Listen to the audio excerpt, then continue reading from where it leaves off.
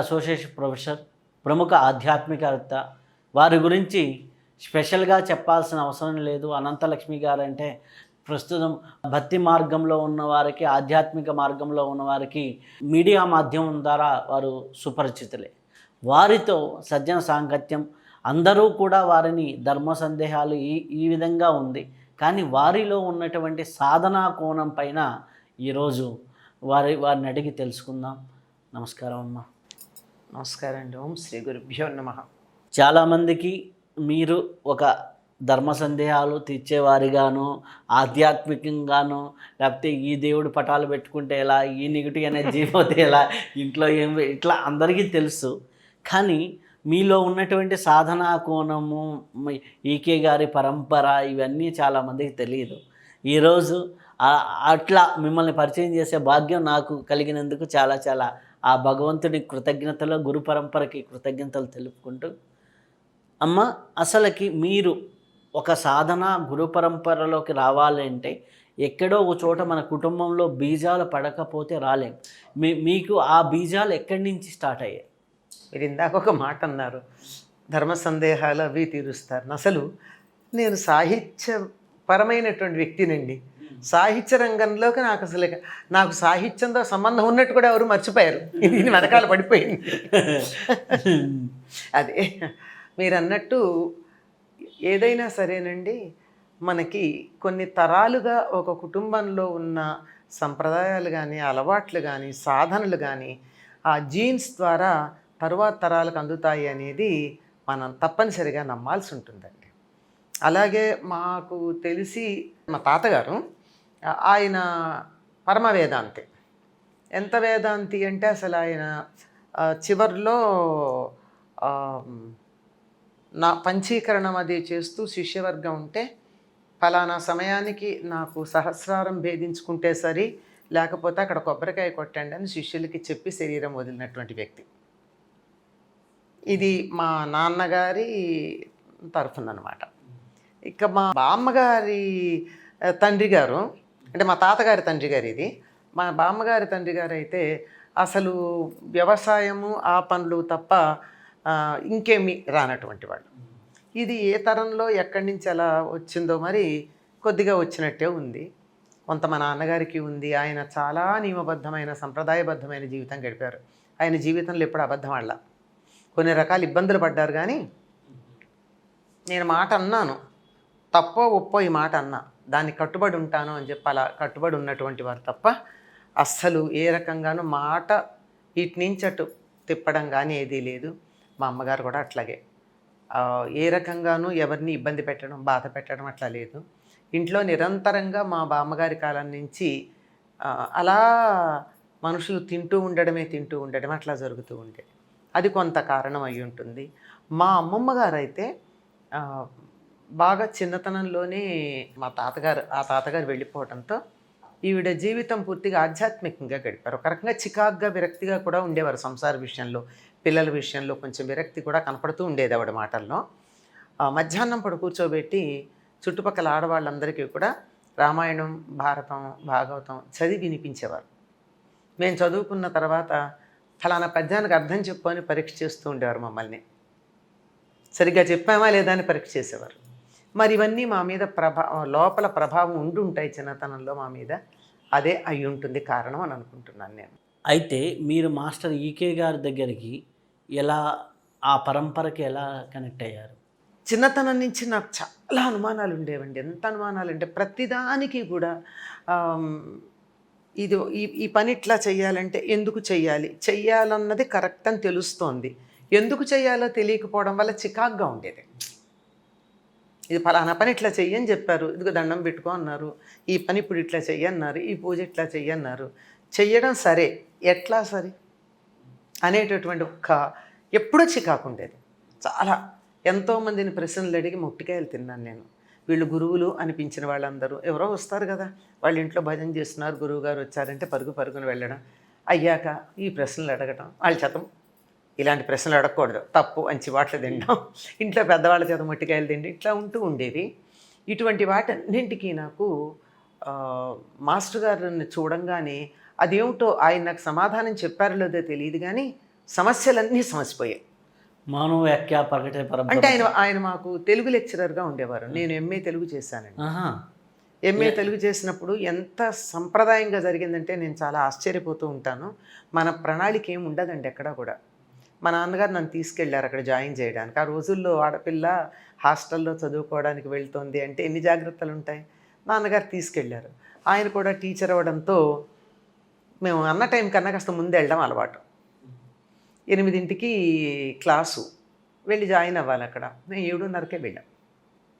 వెడితే ఆఫీస్లో నుంచి తెలుగు డిపార్ట్మెంట్ ఎక్కడ అని అడిగితే అక్కడ ఎవరో చెప్పారు. ఆఫీస్లోంచి ఒక ఆయన వచ్చారు, పంచె కట్టుకున్నారు, కొంచెం పైకి ఉందండి, చీలమండలకి పైకి ఉంది పంచ, తెల్లది, శనగపిండి రంగుతో ఉన్న ఆఫామ్ అంటారా కాదు, ఆఫామ్ అంటారా కాదు, ఇలా ముందు ఓపెన్ ఉన్న షర్ట్ అనమాట. ఫుల్ హ్యాండ్స్ ఉంటాయి, ముందు ఫుల్ ఇక్కడి నుంచి ఓపెన్ షర్ట్, అలాంటి షర్ట్ వేసుకుని చేతిలో పుస్తకం ఇలా పట్టుకొని ఒక ఆయన బయటకు వచ్చారు, ఇలా నామం పెట్టుకుని.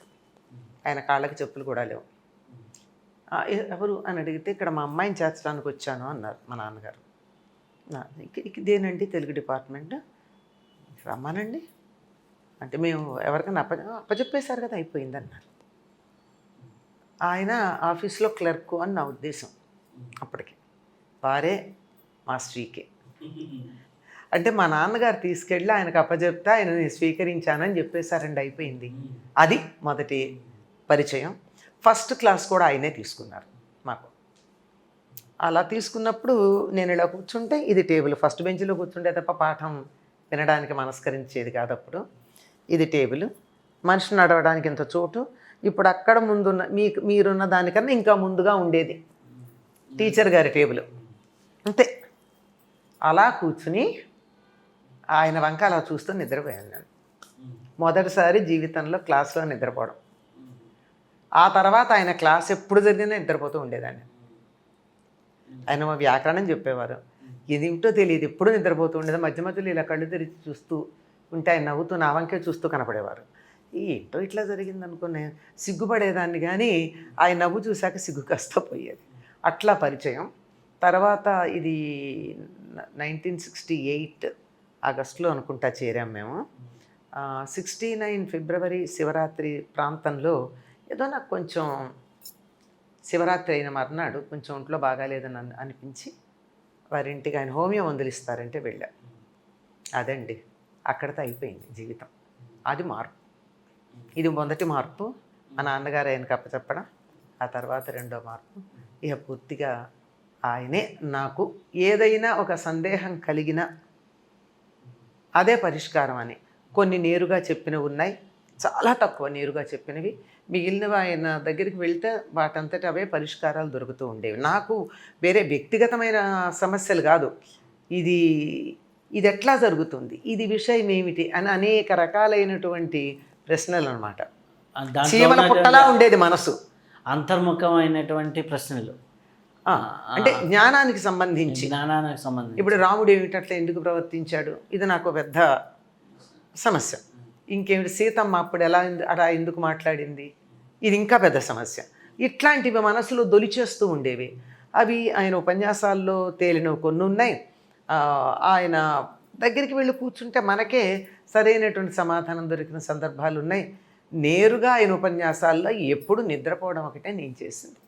అయితే అమ్మా, నేను కొంతమంది ఉపన్యాసాలు కానీ అలాగే నాకు గాయత్రి పరివారంలో మారెళ్ళ రామకృష్ణ గారితో ఉన్న అనుబంధంతో కూడా హై ఫ్రీక్వెన్సీ నాలెడ్జ్ ఉన్నప్పుడు, హై ఫ్రీక్వెన్సీ ఎనర్జీలో డిస్కషన్ జరుగుతున్నప్పుడు ఆ ఎనర్జీలో ఎందుకు నిద్ర వస్తుంది, ఇది నేను చాలా చోట్ల గమనించాను. చాలా సాధకుల దగ్గర ఉండేది. ఒక హై వైబ్రేషన్ దగ్గరికి వెళ్ళంగానే మనకి తెలియని ఒక మగతలాగా వచ్చేసి, మనం తెలియదు, టైం తెలియదు, స్పేస్ తెలియదు, ఎక్కడున్నామో తెలియదు, ఆటోమేటిక్గా వెళ్ళిపోతూ ఉంటాం. అప్పుడప్పుడు సాధన చేసేటప్పుడు కూడా ఒక జపమో లేకపోతే ఒక ధ్యానమో చేసేటప్పుడు ఈ మగత వస్తూ ఉంటుంది. దీనికి మూల కారణం ఏంటి? అంటే నేను ఒకసారి ఎప్పుడో ఆయన మంత్రజాలం పుస్తకం డిక్టేట్ చేస్తున్నారు బిగినింగ్లో, మొదటి అధ్యాయమే చేస్తూ ఉండగా ఆయన చెప్తోంది ఒకటి. అందులో ఏమిటంటే కృష్ణుడు అలా సంధ్యా సమయంలో ఇలా పడుకుని ఉన్నాడన్న దృశ్యం ఉంటుంది అందులో. అది రాస్తున్నారు. నేను తర్వాత పార్ట్ని రాద్దామని నేను అనుకున్నా ఆయన డిక్టేట్ చేస్తుంటే. ఇక్కడ కూర్చుని అలా కూర్చునే కళ్ళు మూతలు పడిపోయినాయి. అయిన తర్వాత అందులో నాకు ఒక వేరే దృశ్యం కనపడింది నాకు. అయ్యాక చెప్పే ఇట్లా కనపడిందండి ఈయన జిడ్డు కృష్ణమూర్తి గారితో ఇలాగే ఉంటారా అని అడిగాను నేను. ఆయన సోదరిట, నాకు ఆయన సోదరి ఉన్నట్టు కూడా మనకి ఏమీ తెలియదు. అవే రూపాలట. అయ్యా కనపడ్డా, కూర్చుందరు భలే ఉందే అన్నారు నవ్వుతూ. ఆయన కనపడ్డారా నీకు వాళ్ళు అన్నారు. అవునండి అని అయిపోయింది. తర్వాత అడిగాను నేను, రాద్దాం ఆయనకి సేవ చేసుకుందామని అనుకుంటే ఈ నిద్రపోతుంటే ఆయన ఒకటి చెప్తే నేను ఇంకోటి రాస్తే ఎట్లా అని, ఎందుకు మాస్టర్ గారు అట్లా నిద్ర వచ్చేస్తుంది నాకు అన్నాను. అది నిద్ర అనుకుంటున్నావా అన్నారు. ఇంకా నాకు సమాధానం, మరి నేను అనుకున్నది అదే, ఆయన అనుకుంటున్నావా అంటే అర్థం ఏంటి, నా నా అభిప్రాయం తప్పని కదా అని చేత ఊరుకున్నాను. మీకు మీ దానికి సమాధానం వచ్చింది అనుకుంటాను నేను. ఇంకోటి, మీరు తర్వాత రామకోటయ్య తాతగారిని కూడా చాలాసార్లు కలిశారు అనేసి నేను ఆశ్రమంకి వెళ్ళినప్పుడు విన్నాను. అది ఎట్లా, రామకోటయ్య తాతగారితో ఎట్లా అనుబంధం ఎట్లా? మాస్టర్గా నేను గుంటూరులో ఉద్యోగం చేసేదాన్నండి. నేను 71లో గుంటూరులో కాలేజీ పెడుతున్నారు, నువ్వు అక్కడికి వెళ్ళు అన్నారు మాస్టర్. ఏంటో మాస్టర్ నుంచి దూరంగా వెళ్ళిపోవడం, నేనేమో కావాలని ప్రత్యేకంగా పిహెచ్డీలో సీట్ వస్తే ఆ వంకన వైజాగ్లో ఉండిపోయి మాస్టర్ గారి దగ్గర ఉండొచ్చు అని నేను అనుకుంటే, నువ్వు గుంటూరు వెళ్ళమని చెప్పారు ఏంటంటే, ఆయన చెప్పాక కాదనడానికి వీల్లేదు కనుక బయలుదేరు.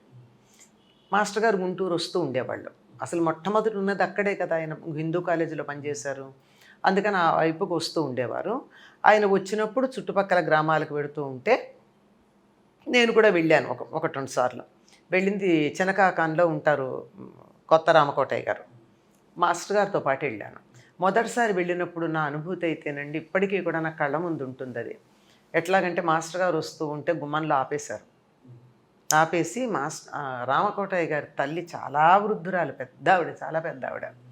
ఆవిడ బయటకు వచ్చి ఆయన కాళ్ళు కడిగి ఆ కడిగినటువంటి నీళ్లు తీర్థంగా తీసుకుని తల మీద చల్లుకుని లేచి లేవలేని పరిస్థితిలో ఉన్నారు ఆవిడ, పెద్ద ఆవిడ అప్పటికి 73, 74 ఆ ప్రాంతాల్లో. అందరి మీద చల్లి వాడు మంచం వెంటనే వెళ్ళారు. అంతకన్నా ఎక్కువ శక్తి లేదు. ఇళ్ళే మంచం మీద తను పడుకున్నారు. మాస్టర్ని ఎదురుగా కూర్చోబెట్టుకుని, నాయనా కృష్ణ, ఎంతకాలం ఎదురు చూశాను నాయనా, ఎంతకాలానికి వచ్చావురా, నా చేతులు పట్టుకుని ఈ మొహం తడిమి, బుగ్గలు తడిమి, మొహం అంతా అసలు చూస్తూ ఆవిడ కళ్ళనీళ్ళు కార్చేస్తూ ఉన్నారు. ఆనాడు శబరి నాకు గుర్తొచ్చింది ఆవిడని చూస్తే, మాస్టర్ గారిని చూసి. ఈకే గారిని అలా ఆవిడ చేశారు, కొత్త రామకోటయ్య గారి తల్లి అనమాట. ఆ తర్వాత కొద్ది రోజులకు ఆవిడ శరీరం ఇందుకోసం ఎదురు చూస్తున్నానన్నారు అన్నట్టుగానే అతి కొద్ది రోజుల్లో ఆవిడ శరీరం వదిలేశారు. ఆ తర్వాత మా కొత్త రామకోటయ్య గారు, వేటూరు ప్రభాకర్ శాస్త్రి గారు వాళ్ళ సంప్రదాయంలో సివివి మార్గంలో చాలా బాగా సాధన చేసినటువంటి వారు. గురు పూజలకు వస్తూ ఉండేవారు, అది పరిచయం. విశాఖపట్నంలో గురు పూజలకు వచ్చేవారు. తర్వాత గుంటూరులో కూడా గురు పూజలు జరుగుతూ ఉండేవి, వాటన్నిటికీ వచ్చేవారు. తర్వాత గుంటూరులో ప్రత్యేకంగా గురు పూజలని ఈ మధ్య మొదలు పెట్టారు, కానీ సరిగ్గా విశాఖపట్నంలో జరిగే రోజుల్లోనే రామనామ క్షేత్రంలో అట్లా కాకుండా ఎప్పుడు పడితే అప్పుడు సత్సంగాలు జరుగుతూ ఉండేవి. దరిదాపుల్లో ప్రతి ఆదివారం జరుగుతూనే ఉండేవి. ఈ రామనామ క్షేత్రం వ్యవస్థాపకుల్లో రాగం ఆంజనేయులు గారు అబ్బాయి రామపిచ్చయ్య వీళ్ళందరూ కూడా చక్కగా సత్సంగాలు నిర్వహిస్తూ ఉండేవాళ్ళు. జయరాం శర్మ, పన్నాల జయరామ శర్మ, వీళ్ళు అందరూ కలిసి చక్కగా జరుగుతూ ఉండేవాళ్ళు. వీళ్ళందరితో మధ్యలో నేను ఉండేదాన్ని. ఇంతమంది అన్నదమ్ములకి నేను ఒక చెల్లెల్లాగా అనమాట. ఇక్కడ జరిగిన అక్కడికి కూడా అప్పుడప్పుడు రామకోటయ్య గారు వస్తూ ఉండేవారు. కాకాన్లో జరిగిన కార్యక్రమాలకు వెళుతూ ఉండేవాళ్ళం. కట్టుకుని గుంపుగా వెళ్ళడమే. ఎవరు వెళ్ళాం, ఎక్కడికి వెళ్ళాం, ఎవరింట్లో ఉన్నామన్న ఆలోచన కూడా ఉండేది కాదు. ఒక బృందంగా వెళ్ళడం, అక్కడికి వెళ్ళున్నామంతే, అది ఎవరిల్లు మనకి సంబంధం లేదు, వెళ్ళామంతే. అట్లా ఉండేది, అట్లా పరిచయం. అయితే వారితో ఉన్న విశేషం ఏమిటంటే, ఇక్కడ గురు పూజల్లో విశాఖపట్నానికి వచ్చి కూడా ఇక్కడ మామూలుగా 6 నుంచి 6:15, 6:20, 6:30 అంతవరకు ప్రేయర్ సాగుతుంది. అయ్యాక రామకోటయ్య గారు ప్రత్యేకంగా ఆయన వేటూరు ప్రభాకర్ శాస్త్రి గారి సంప్రదాయంలో ఉన్నటువంటి తర్వాత అభ్యాసం చేసిన అనేకమైనటువంటి ప్రేయర్లు చేస్తూ ఉండేవారు. అందులో ఆ ప్రేయర్లోనే వ్యాధులు తగ్గడం అన్నది, మనుషులు ఇలా చేతులు కదుపుతూ ఉండడం, అంటే ఎక్కడ శరీరంలో బాధ ఉంటే అక్కడ మూమెంట్ బాగా ఉంటూ ఉండేది. కొంతమంది కేకలు పెడుతూ ఉండడం, కొంతమంది ఏడుస్తూ ఉండడం, కొంతమంది నవ్వుతూ ఉండడం, ఇవన్నీ వాళ్ళల్లో ఉన్నటువంటివన్నీ కూడా అలా బయటకు వచ్చేసి ప్రేయర్ అయిపోయిన తర్వాత వాళ్ళు చాలా వరకు కొన్ని సెషన్స్ ప్రేయర్లో కూర్చుంటే అవన్నీ క్లియర్ అయిపోతాయి. అవన్నీ హీలింగ్ ప్రేయర్స్. ఇలాంటివన్నీ 3-4 రకాలు చేసేవారు ఆయన. అవన్నీ చేయడం ఒక ఎత్తు. ఎందుకంటే మాకేమిటో ఒక పిచ్చి. ఆ పిచ్చి ఎట్లా ఉంటుందంటే అందులో కుర్రతనంలో ఎలాంటి పిచ్చులు ఉంటాయి మీకు తెలుసు. ఆ పిచ్చిలో మాస్టర్ గారి దగ్గరికి ఆయన ఎక్కడుంటే అక్కడే ఉండేవాళ్ళు. ఈ ప్రేయర్లకు పెద్దగా వెళ్ళేవాళ్ళం కాదు మేము. వెళ్ళకూడదని కాదు, దీని మీద అట్రాక్షన్ అనమాట, దాని మీద వ్యతిరేకత కాదు. అయితే ఆయన రాసిన సావిత్రి మీద మాత్రం చాలా అభిమానం ఉండేది. మాస్టర్ గారు అప్పుడు అరబిందో సావిత్రి, కొత్తరామ కోటయ్య గారి సావిత్రి వీటి మీద పోటీలు కూడా పెట్టారు.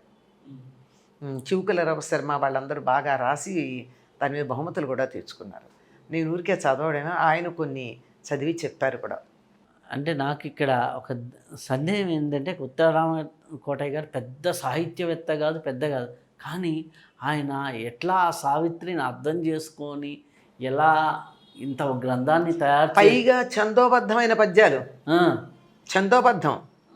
నాకు ఇంగ్లీషు సావిత్రి అన్న అర్థమైంది, కానీ కొత్తరామ కోటయ్య గారి సావిత్రి అర్థం కావడం కష్టమైంది.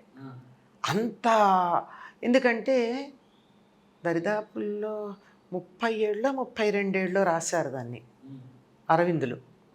అంటే రాస్తూ దాన్ని సరిదిద్దుతూ చెక్కుతూ దానికి మంచి జిగిలీలు నగిషీలు పెట్టుకుంటూ రాశారు. వీరు మరి ఎంతకాలం రాశారు. ఇప్పుడు ఎలా ఉంటుందంటే, మన అనేటప్పటికీ వివరాలు అడగం, పరాయి వాళ్ళు అంటే వివరాలు సేకరిస్తాం.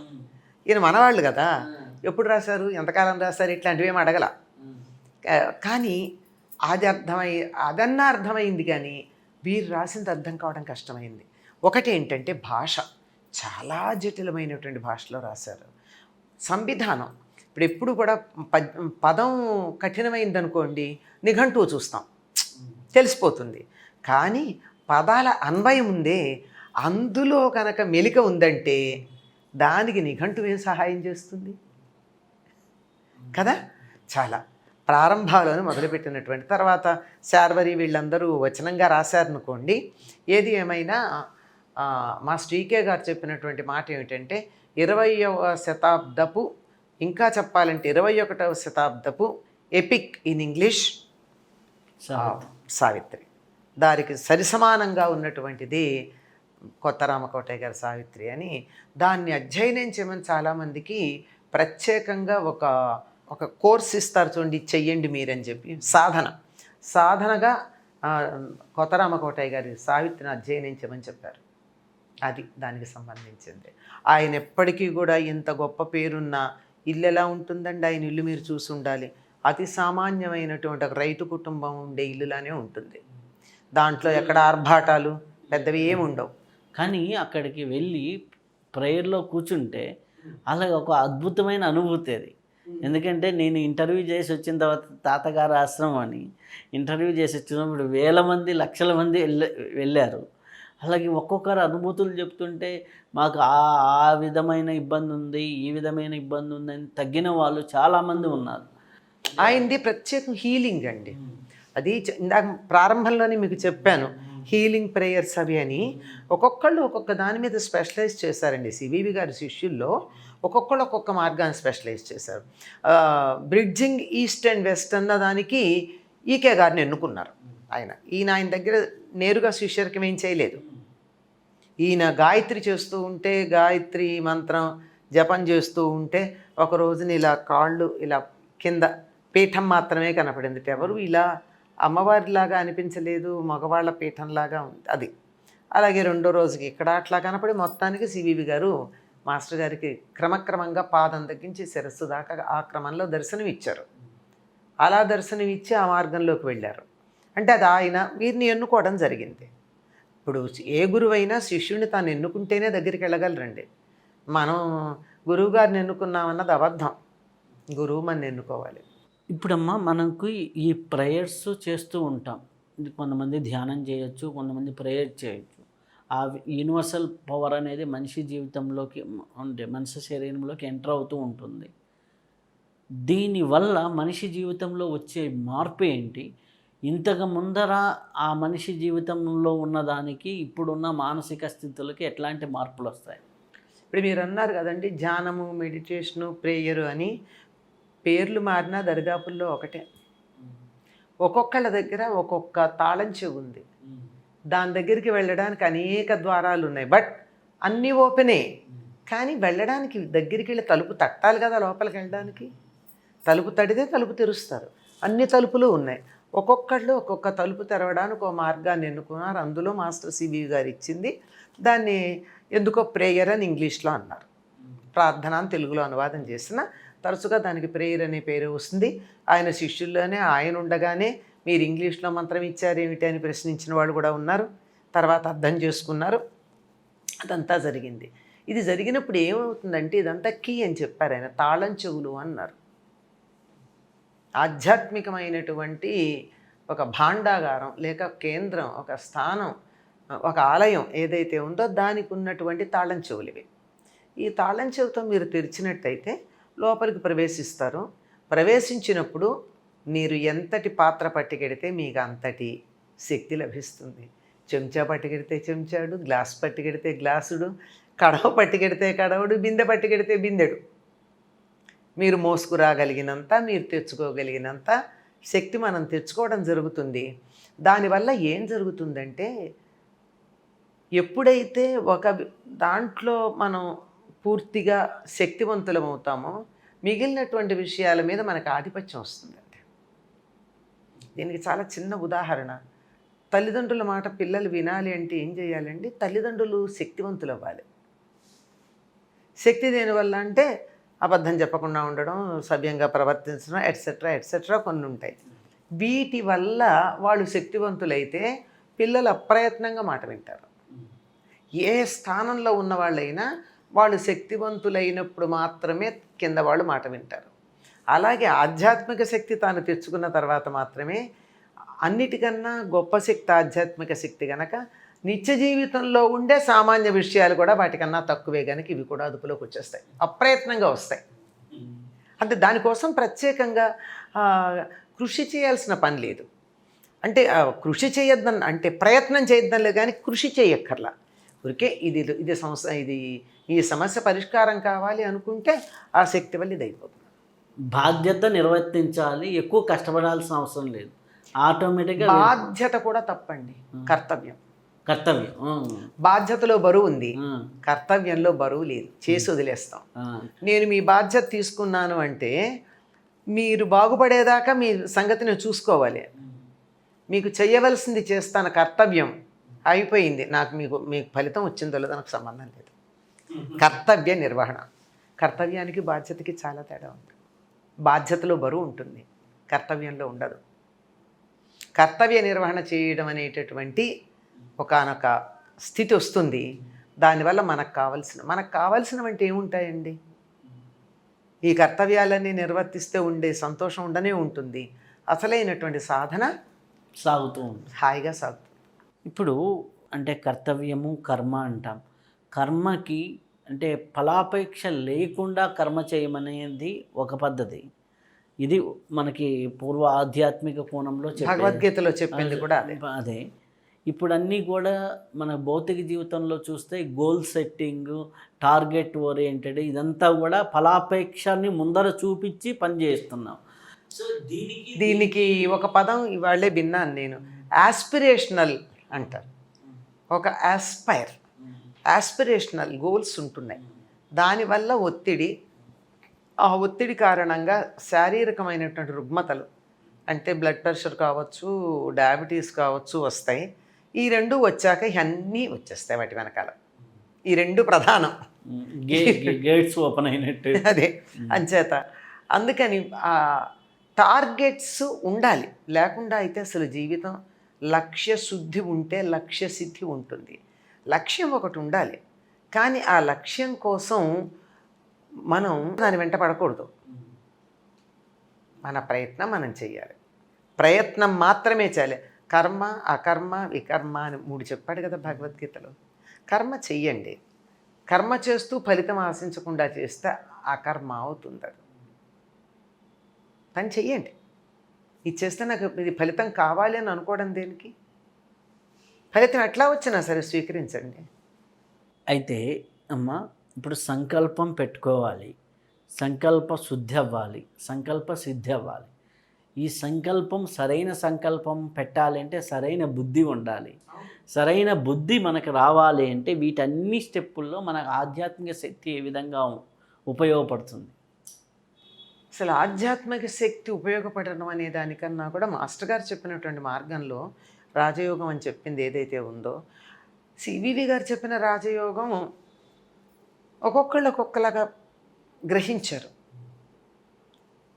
మాస్టర్ ఈకే గారు మాకు చెప్పినటువంటి మార్గంలో మాకు యోగ జీవనం చెప్పారు. జీవితమే యోగం. ప్రత్యేకంగా రోజు 1 గంట యోగ సాధన చేస్తాను, 23.5 గంటలు విచ్చలవిడిగా ఉంటాను అని కాదు. నువ్వు చేసే ప్రతి పనిలో కూడా యోగంలో భాగమే, యోగ సాధనలో భాగమే అన్నట్టు ఉన్నప్పుడు అసలు ప్రత్యేకంగా చేయాల్సింది ఏముంటుందండి? అసలు ఇది సిద్ధిస్తే చాలు. ప్రత్యేకంగా మాస్టర్ గారిని అడిగారు, మీ జీవిత లక్ష్యం ఏమిటి అని అడిగారు. జీవించడం అని చెప్పారు ఆయన. చాలా విన్నవాళ్ళకి కంగారు వస్తుంది, ఏమిటిది ఇలా, ఇందుకు అయోమయమా, తెలివి తక్కువ వాడా, ఎందుకు ఇలాంటి సమాధానం చెప్పారు?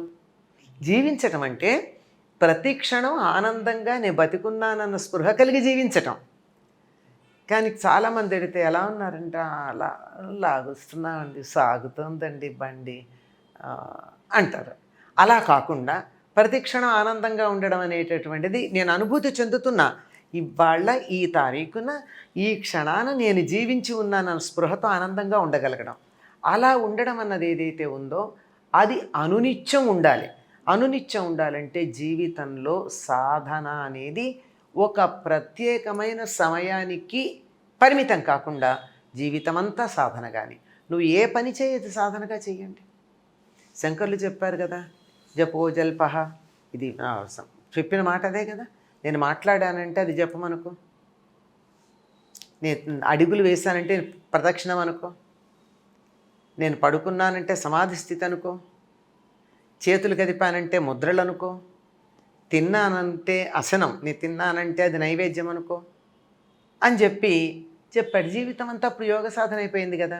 కానీ ఎంత కష్టమో తెలుసా అండి? ఎంత కష్టం అది. నేను ఎక్కడికి వెళ్ళినా నీ ఇంటికి ప్రదక్షిణం చేశాను అంటే నేను కూడని చోట్లకి వెళ్ళకూడదు కదా. నేనేం మాట్లాడినా నీ జపం అనుకుంటే ఎదుట ఉన్న మిమ్మల్ని నేను తిట్టకూడదు కదా.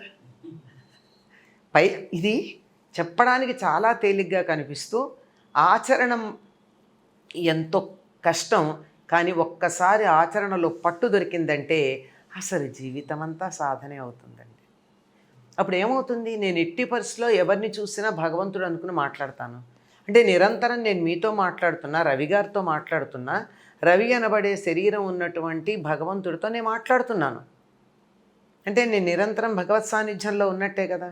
మీ దగ్గరికి నేను వచ్చాను అంటే దేవాలయానికి వచ్చానని అనుకున్నాను అంటే ఇందులో ఇదంతా కూడా భగవంతుడికి ఆలయంగా నేను అనుకున్నట్టే కదా. నేనేం తింటున్నా నేను నైవేద్యంగా పెట్టుకుంటున్నాను అంటే దేవుడికి పెట్టగలిగిన పదార్థమే నేను తింటా కదా. చెత్తా చెదారాలు తినను కదా, పనికిరాంది పాడైంది ఇది కదా. ఇలా శంకర్లు చెప్పినటువంటి మార్గం ఇదే. ఈ పేరు చెప్పలేదు అసలు ఏమి, అసలు పెద్ద పెద్ద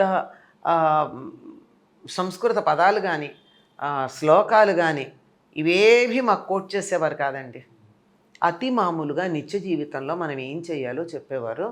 అవి పెద్దల గ్రంథాలు చదువుతుంటే ఇదా మనకి మామూలు మాటల్లో చెప్పారైనా, ఇది ఇంత గొప్పగా చెప్పారా శంకర్లు, ఇంత గొప్పగా చెప్పారా మరొకళ్ళు అని అనిపించేటట్టుగా ఉండేది. అమ్మ, ఈకే గారితో మీరు చాలా కాలం ట్రావెల్ అయ్యారు కాబట్టి వారి సాహిత్యంలో వారి సజ్జన సాంగత్యాలు ఎలా ఉండేవి, అవి ఎంత జ్ఞానభరితంగా ఉండేవి, అవి జనాల్ని ఎలా మార్పు చేసేవి? భౌతికంగా ఉన్న దరిదాపుల్లో 2 ఏళ్ళేనండి. 69 మార్చి ఆ ప్రాంతంలో మళ్ళీ సెలవులకి ఇంటికి వెళ్ళి రావడం, తర్వాత ప్రత్యేకంగా మాస్టర్ గారి దగ్గర ఉండాలి అనేటటువంటి కోరికతో విశాఖపట్నంలో ట్యూటర్గా జాయిన్ అయ్యాను మిస్సెస్ ఏవియన్ కాలేజ్లో. 71 మార్చ్ ఏప్రిల్ దాకా అక్కడ ఉన్నాను. అంతవరకు ఆ, అప్పట్లో ఆయన మాట మాట్లాడితే ఏదో ఒక సందేశం ఉండేది. ఎక్కువగా మేము మాట్లాడేవాళ్ళం కాదు. ఆయనే మాకున్న సందేహాలు మాటల్లో మాకు తీరిపోయేవి. ఆయన ఎవరికో చెప్పిన దాంట్లో అప్పుడప్పుడు మాత్రం మరీ తీవ్రంగా ఉంటే, దీని మనసులో ఏదో దొలుస్తోంది పురుగు అనేవారు. అంటే ఏంటంటే నా మనసులో ఏదో ఆలోచన ఉందన్నమాట. వెంటనే దానికి సమాధానం చెప్పేశారు, మేము అడగక్కర్లా. అట్లా ఉంటూ ఉండేది. గట్టిగా చెప్తేనండి ఆ 2 ఏళ్ళలో 2.5 ఏళ్ళు ఎట్లా జరిగింది అంటే ఒక్క మాట కూడా చెప్పలేమండి. ఎలా జరిగిందో తెలియదు, అలా జరిగిపోయింది. ఎలా ఉన్నాము అని చెప్పలేం. ఒక ఆనంద స్థితిలోనే ఉన్నాం. మళ్ళీ అందులో అన్ని లౌకికమైన పనులు ఉన్నాయి. ఉద్యోగానికి వెళ్ళేదాన్ని, ఏదో చేసుకునేదాన్ని. నాకు వంట కూడా వచ్చేది కాదు అప్పుడు. మాస్టర్ గారి భార్యే దానికి వంట రాదు అని చెప్పి నాకు ఏదో పదార్థాలు పంపించేవారు తినడానికి. అట్లా సుమారుగా వాళ్ళ ఇంట్లో తిన్నట్టే లెక్క నేను. అట్లా వాళ్ళ ఇంట్లో పిల్లలాగానే ఉండేదాన్ని. అట్లా చాలామంది నేను వాళ్ళ పెద్దమ్మాయిని అనుకునేవారు. అనంతకృష్ణ కన్నా నేను పెద్ద అనుకునేవారు. అట్లా నేను నెలలే తేడా అనుకోండి మా ఇద్దరికి, అనంతకృష్ణకి నాకు. అయినా వాళ్ళ పెద్దమ్మాయి అన్న భావంతోనే ఉండేదాన్ని. అట్లా అంత ఇదిగా ఉన్నాము. ఏమిటున్నామో తెలియదు, ఏం చేశామో తెలియదు. అసలు మాకేమన్నా సాధన చేయించారా లేదో తెలియదు. మేము ఏదన్నా ఆధ్యాత్మికంగా ఒక అడుగు ముందుకేసామా వెయ్యలేదు, ఏమీ తెలియదు. ఏదో ఒక మైకంలో గడిచిపోయింది ఆ కాలం అంతా. ఇప్పుడు తలుచుకుంటే అసలు వృధా చేశామా, ఏం చేశామా అని ఆశ్చర్యం కలుగుతూ ఉంటుంది. ఎంత వ్యామోహంలో పెట్టేశారండి మమ్మల్ని. మాకేమీ ఇది తను ఒక మహానుభావుడని కానీ, యుగపురుషుడని కానీ, ఒక పరమగురువు అని కానీ ఎవరికీ ఎటువంటి భావన కలిగించకుండా అతి మామూలు వ్యక్తిలాగా మాతో తిరుగుతూ ఉండి మామూలుగా అనిపించేవారు. అట్లా తర్వాత ఆశ్చర్యం కలుగుతుంది ఏమిటిది అని. అంటే మాస్టర్ గారు అప్పుడు ఏజ్ ఎంతమ్మా అప్పుడు మాస్టర్ గారికి? అప్పుడు 26లో కదా వారు జన్మించారు. 72 అంటే ఆయన గట్టిగా 40 ఏళ్ళు లేవు ఆయనకి అప్పటికి. 40 చిన్నవారే అప్పటికి. ఇంకా ఇంత చాలా నాకు 20 ఏళ్ళు అంటే అనంతకృష్ణ 20 ఏళ్ళ కన్నా తక్కువ వాడు అంతే. 40-45 అంతే అంతే. 26లో పుట్టారు. 70 అంటే ఎంత అవుతుంది? 26లో 70 అంటే 40+ అంతే. 44-45 ఏళ్ళు అంతే. అప్పుడు అంత ఇది ఎట్లా వచ్చింది మాస్టర్ గారికి, ఈకే గారికి అంత? ఆయనకి ఒక్కసారిగా 40 ఏళ్ళకు వచ్చిందని చెప్పడానికి లేదండి. ఆయనకి మొట్టమొదటిసారి అనంతకృష్ణని గర్భవతిగా ఉండి పుట్టింటికి వెళ్ళారు అక్కయ్య గారు. అంటే మాస్టర్ గారి భార్య, మేమంతా అక్కయ్య గారిని పిలుస్తాం. అప్పుడు ఈయన గాయత్రి చేస్తూ ఉంటే మాస్టర్ సివివి గారు కనపడ్డాం. ఆ తర్వాత ఆయన బయటికి రాత్రిపూట భగవద్గీత చదువుతూ ఉంటే ఒకసారి బయట టీ తాగుదామని పెడితే ఆయనకి ఒక ఆయన కనిపించి, would you mind me to give a cup of tea or something like that అలా అడిగారు. వుడ్ యూ మైండ్ మీతోనే రమ్మన్నారు. ఆయన ఎవరికి ఏదన్నా ఇచ్చేయడమేగా, తర్వాత రేపటికి ఉందా లేదా ఆలోచించే పని లేదు. అలా కుటుంబాలను పోషించారు మాస్టర్ గారు. తనకున్న ట్యూటర్ ఉద్యోగంతో వచ్చే దాంతో అలా తీసుకెళ్ళి అక్కడ రాత్రి 11-12 అయ్యి ఉంటుంది, అర్ధరాత్రి చదువుతూ వెళ్ళి అక్కడ ఏదో టిఫిన్ పెట్టించి కాఫీనో టీనో ఇప్పించారు. అయ్యాక నువ్వు సీక్రెట్ డాక్టర్ని చదువుతున్నావు కదా, ఆయనకి ఇక్కడ థియోసాఫికల్ సొసైటీ వాళ్ళు దాని మీద లెక్చర్స్ ఇవ్వమంటే చదువుతున్నారు. అవునా, అట్లా కాదు, ముందు భగవద్గీత చదివి తర్వాత చదవమన్నారు. నేను చదివాను కదా, చెప్తున్నాను కదా చదువు అన్న. ఏమో మరి అక్కడ తర్వాత కాన్వర్సేషను ఏం జరిగిందో ఆయన చెప్పిన ప్రకారం వచ్చిన భగవద్గీత మళ్ళీ చదివారు. ఆ చదివినప్పుడు భగవద్గీత అన్ఫోల్డ్ అయిన పద్ధతి వేరుగా ఉంది అని చెప్పారు ఆయన చెప్పిన మాటలు. అప్పుడు అది చదివిన తర్వాత అప్పుడు సీక్రెట్ డాక్టర్ని చదువుతుంటే అది దానికి అసలు దాని అర్థమే చాలా భిన్నంగా, థియోసాఫికల్ సొసైటీ వాళ్ళెవ్వరూ కూడా చెప్పలేనంత అద్భుతంగా దాంట్లో ఉన్న అర్థాన్ని పరమార్థాన్ని చాలా బాగా చెప్పడం జరిగింది. అట్లా మొదలయ్యింది. ఆ తర్వాత వారు కలిసి ఒక వారానికి సరిపడ ప్రణాళిక ఇస్తే ఆ ప్రణాళికను అనుసరించి నడుస్తూ ఉండేవారు మాస్టర్ గారు.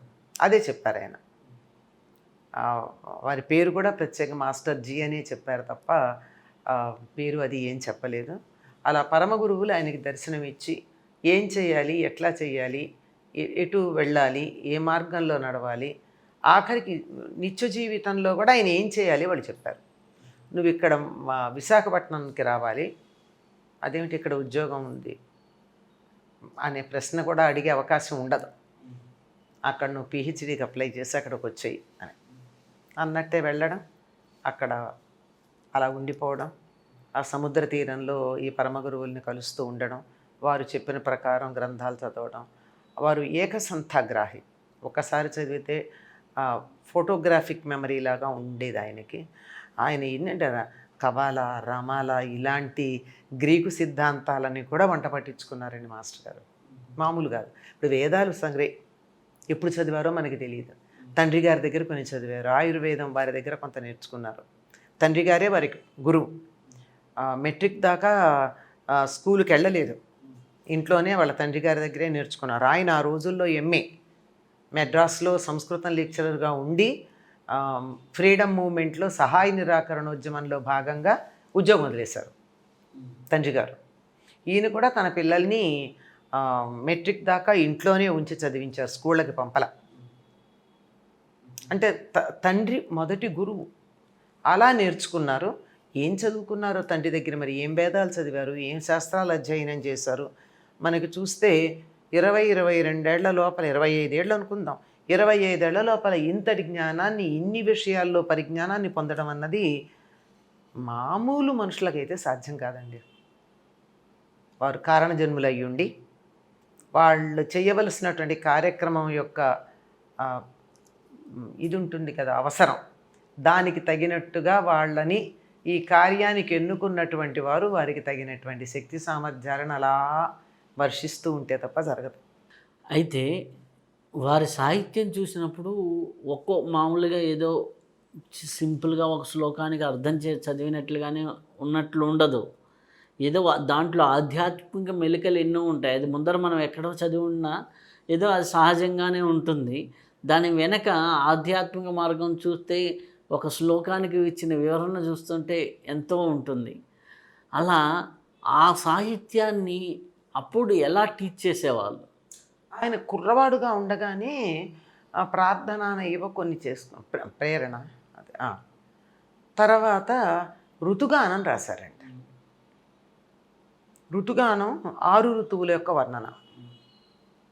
విశ్వనాథ సత్యనారాయణ గారు దానికి రాస్తూ, అనంతాచార్యులు గారి కుర్రవాడు అంటే వాళ్ళ నాన్నగారి పేరు, ఇంత గొప్పవాడని అనుకోలేదు అని చెప్పి చాలా గొప్పగా రాశారా. దానికి ముందు మాట ఎలా ఉంటుంది అంటే, ఋతుగానము అని పేరు పెట్టినందుకు సంగీతాన్ని ఋతువుల్లో వచ్చే మార్పుల్ని సమన్వయం చేస్తూ, జ్యోతిష్ శాస్త్రాన్ని ఋతువుల్ని సమన్వయం చేస్తూ, ఆధ్యాత్మికమైనటువంటి సాధనా మార్గాన్ని ఋతువుల్ని సమన్వయం చేస్తూ రాశారు ఋతుగానం. అందులో ఒక మొదటి దాంట్లోనే రిషభంలో నుంచి అలా జారి వచ్చినటువంటి గాంధర్వం అని అర్థం వచ్చేట్టు రాస్తారు. ఇది అలా రావడం ఏమిటి అసలు, దాని గర్భంలో ఇది ఉంది అని నాకు అర్థం కాల. బాగా సంగీతంలో పిహెచ్డీ చేసిన వ్యక్తిని అడిగాను, అది అలా ఉంటుందట. అది సంగీతంలో చాలా రహస్యాలు తెలిసిన వాళ్ళకే తెలుస్తుందట. ఒక స్వరంలో ఇంకొక స్వరం గర్భితంగా ఎలా ఉంటుంది, దాన్ని ఎలా బయటికి తీస్తారు అన్నది. అలాంటి విశేషాలు గట్టిగా 20 ఏళ్ళు లేనప్పుడు రాశారండి ఋతుగానంలో. ఎన్నున్నాయో నేను చెప్పలేను, ఒకటి ఉదాహరణ చెప్తున్నాను. మాస్టర్ ఈకే గారికి 20 ఏళ్ళ వయసులో అది రాశారు. 20 ఏళ్ళు కూడా ఉన్నాయో లేదో అప్పటికి. అప్పుడు రాసిన దాంట్లో ఉన్నటువంటి ఇది ఇలా తీసుకుని జ్యోతిష్ శాస్త్ర విశేషాలు.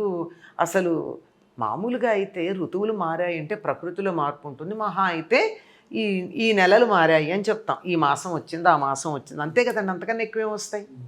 అట్లాంటిది ఈ విశేషాలన్నీ రాయాలి అంటే ఒక దార్శనికుడైతే రాయగలడు, కానీ మామూలు వాళ్ళు ఎలా రాస్తారు? తరువాతి కాలంలో వారి గురించి ఒక మాట చెప్తూ, ఈ పుస్తకం గురించి ఒకళ్ళు మాట్లాడుతూ, ఆధ్యాత్మిక మార్గంలో పడిపోయి దివ్యజ్ఞాన సమాజ ప్రభావంలో ఉండిపోయి ముందుకు సాగటం వల్ల తెలుగు సాహిత్యం ఒక మహాకవిని కోల్పోయింది అని రాశారు. ఆయన గనక సాహిత్య లోకంలో ఉండిపోయి ఉంటే చాలా గొప్పగా ఉండేదని వాళ్ళ ఉద్దేశం. కానీ వారు రచించినటువంటి గోదా వైభవం చదవలేదు, ఒక్కటి చదువుంటే ఈ మాట అనుండేవారు కాదు. వారి శ్రీపతి శతకం చదివి ఉండలేదు, చదివితే అనేవారు కాదు. రాసలీల చదివినట్లేరు అనలేదు. నాటకాలు రాశారు, అశ్వత్థామ ఇట్లాంటివన్నీ రాశారు. ఇవన్నీ అలా ఉంచండి. నిజంగా గోదా వైభవం లాంటి కావ్యం అన్నది ఆముక్తమాల్యదతో సరితూగుతుందా, ఇంకొంచెం పై స్థాయిలో ఉంటుందో నేను చెప్పలేను. ఎందుకంటే ఆముక్తమాల్యదకి దీనికి ఒకటే తేడా. ఆముక్తమాల్యదలో శ్రీ వైష్ణవ సిద్ధాంతాన్ని ప్రతిపాదించటానికి గోదాదేవి కథతో పాటు అనేక మంది కథలు చేర్చారు. మాలదాసరి కథని, అదని ఇదని ఇవన్నీ ఉన్నాయి కదా. కాండిక్య కేసిధ్వజ ఇతివృత్తాలు ఇవన్నీ ఉన్నాయి. అంటే అసలైనటువంటి కథకి వైష్ణవ సిద్ధాంత ప్రతిపాదనలో గోదాదేవి కథ ఒక భాగమైంది.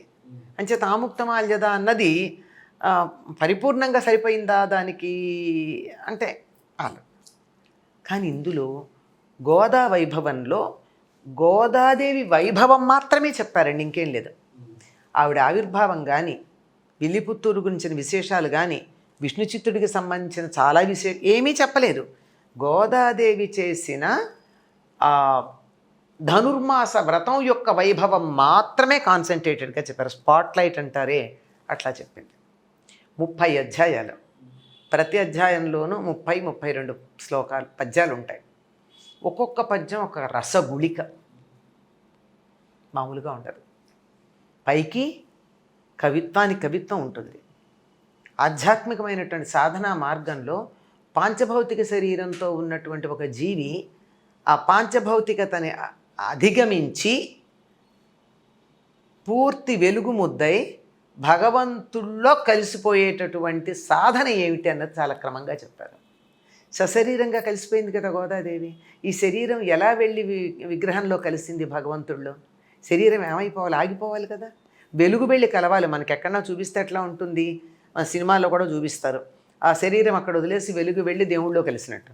ఈవిడ అట్లా కాదే, శరీరం వెళ్ళి విగ్రహంలో కలిసిపోయిందే సశరీరంగా. అది ఎట్లా జరిగింది? ఈ శరీరం అన్నది అంతగా అందులో ఉన్న పాంచభౌతికతని క్రమక్రమంగా అలా వదిలించుకుంటూ వెలుగు ముద్దయిపోయి వెళ్ళిపోయింది.